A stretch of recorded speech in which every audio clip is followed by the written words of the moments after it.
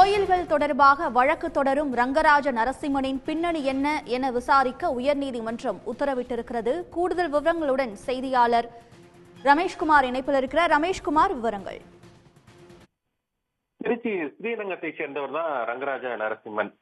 இவர் சென்னை உயர்நீதிமன்றம் மற்றும் மதுரை உயர்நீதிமன்ற கிளைகளில் இந்த கோவில்கள் தொடர்பான வழக்குகளை தொடர்ந்து நடத்தி வருபவர்.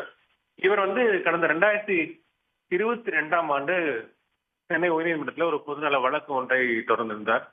அதுல அந்த ஸ்ரீரங்கம் கோயில் இருக்கக்கூடிய அந்த ஆண்டாள் மற்றும் லட்சுமி அந்த 2 யானைகளை முறையா பராமரிக்க வேண்டும் என்றும், குறிப்பா அதுக்கு ஒரு 10 ஏக்கர் நிலத்தை கொள்ளிட ஆற்றங்கரை ஓரத்திலோ அல்லது தகுதியான இடத்துல ஒதுக்கி அதை பராமரிக்க உத்தரவிட வேண்டும் என்று கேட்டுக்கொண்டிருந்தார்.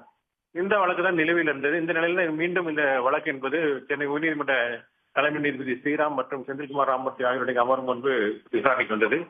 அப்போது தலைமை நீதிபதி மனுதாரரை பார்த்து, இது தொடர்பாக யானைகள் ஏதும் உங்களிடம் புகார் அளித்ததா என்ற நகைச்சுவையோடு கேள்வி எழுப்பினார். தொடர்ந்து இந்த வழக்கை தொடர உங்களுக்கு என்ன உரிமை உள்ளது என்றும் கேள்வி எழுப்பினார். இதற்கு பதிலளித்த ரங்கராஜ நரசிம்மன் நேர்மையான முறையில் தான் இந்த வழக்கை தொடர்ந்துள்ளதாக தெரிவித்தார்.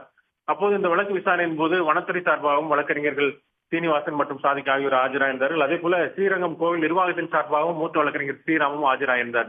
இதையடுத்து மனுதாரனுடைய பின்னணி என்ன, இந்த வழக்கு தொடர்ந்தனர் பின்னணி என்ன என்பது குறித்து விசாரித்து ஸ்ரீரங்கம் கோயில் நிர்வாகம் உரிய பதிலளிக்க வேண்டும் என்று நீதிபதிகள் உத்தரவிட்டிருக்கிறார்கள்.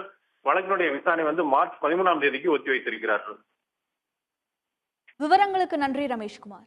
உடனுக்குடன் செய்திகளை தெரிந்து கொள்ள சன் நியூஸ் பெல் ஐகானை கிளிக் பண்ணுங்க.